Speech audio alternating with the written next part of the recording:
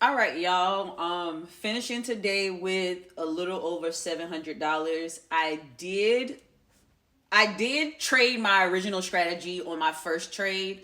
That one was a win and a loss. Um, and I'll insert that video. Okay, so this is what I'm waiting for. This setup. This red candle right here is my demand. I just need this candle right here to close green because this red candle came back and tapped into my zone. Though it tapped into it extremely, it tapped back into my zone, which gives me verification, but I need this candle to close green in order for me to get in. So that's what I'm waiting for. I would prefer for it to close green further to the top, but we'll see.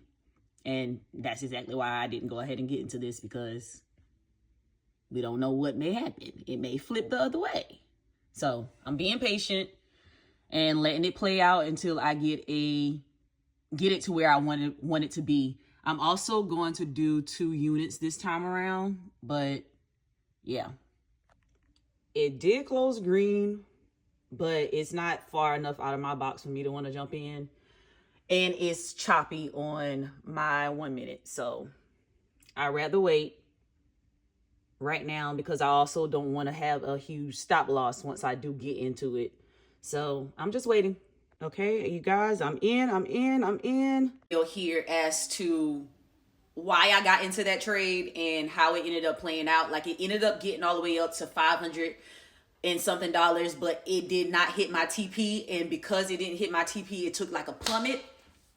And yeah, that was not okay. So I won on my funded futures because I was trailing it on my funded futures, and when I went over to trail it on my top step, it had already started to plummet. So I got out at like 300 and something on the my funded futures, and like I said, I was going over to trail it on my top step, and it already had plummeted by the time I had got over there to trail it.